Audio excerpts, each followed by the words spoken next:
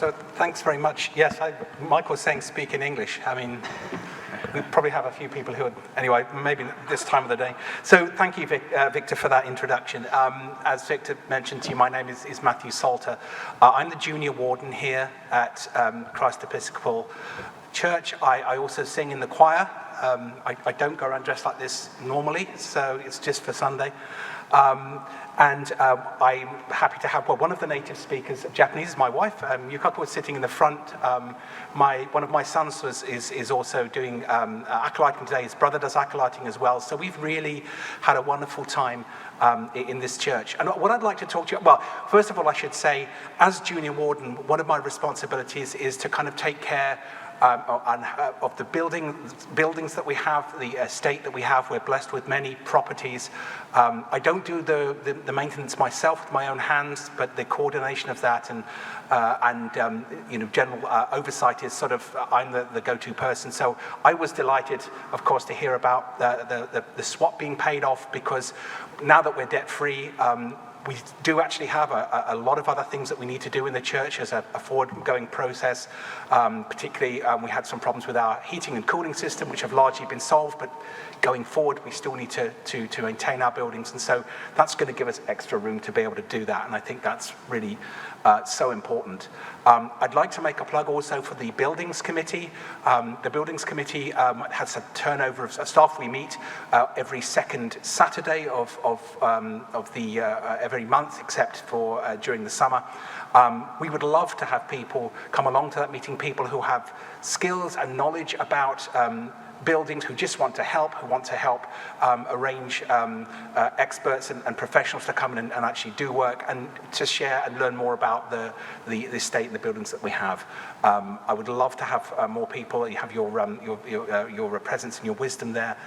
Please do come and see me after the service, or get me by email if you would like to be interested in joining that group. What I'd really like to talk about now, and of course that was what I think important, is I'd like to talk about, I was asked to talk about what makes Christ Episcopal special for me. Many things make this church special for me, but the one that really came to my mind was how inclusive the church is. You can see if you came in through the door, the side door, there is a poster there of all the different ministries we have in the church. And all of those ministries mean that somebody has a role to play in the church. I shrink from name checking them because I'm bound to miss something out and not give someone their due. I love the fact that we have a fellowship team who welcome us after the service. I love that we have people who usher us and welcome us and give us a word of welcome, whether it's our 1000th time here or whether it's our first time here.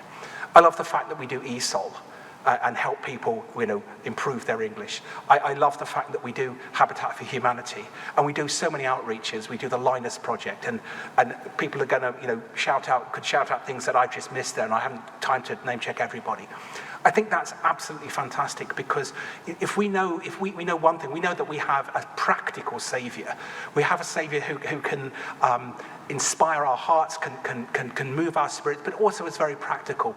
We recall that when he met with some disciples after the resurrection, he met with them and he didn't give them a lecture, he gave them breakfast, and he gave them something practical. So we have an awesome Saviour who is also a very practical Saviour. But one personal point for me, I would have to say, comes from my personal experience in this church. And you probably detected by now from my accent that I'm not from around here originally.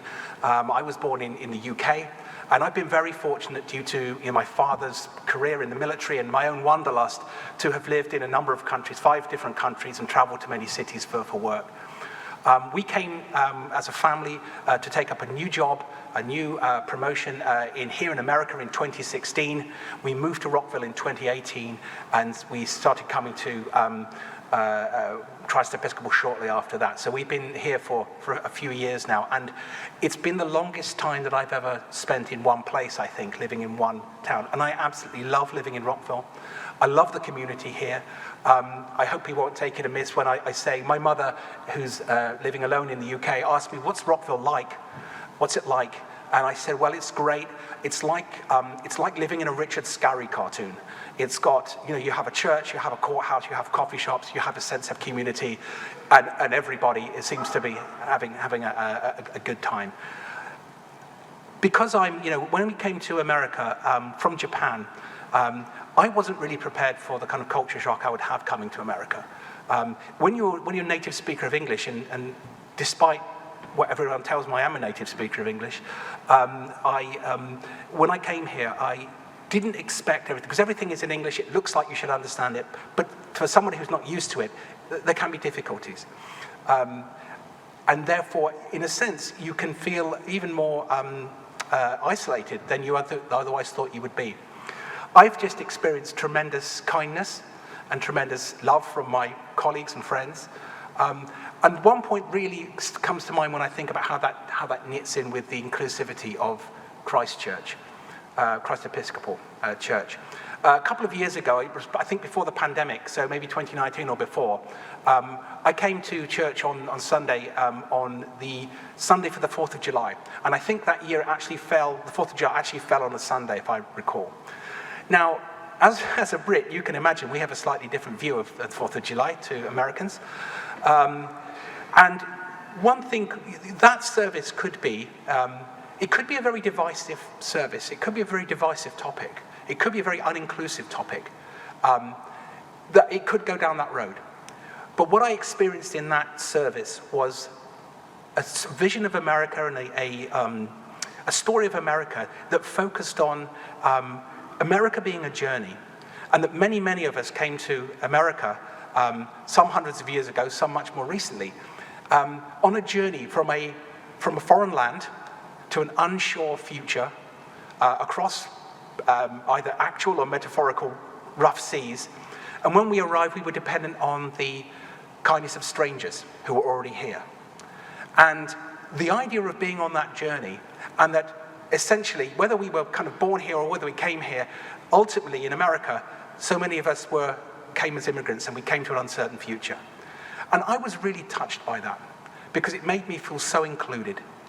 And one thing the thing I would like to wrap up with saying about Christ Episcopal is, if you come here, no matter what colour of your skin is, no matter whether you're gay or straight, whether you're young, old, whether you're what age you are, or where you're, what your background is, you will find a welcome here. They even let in chubby Englishmen, so that can't be bad. And I think the inclusiveness of this church is one of the most wonderful things about it. And that's my ministry, 5 minutes.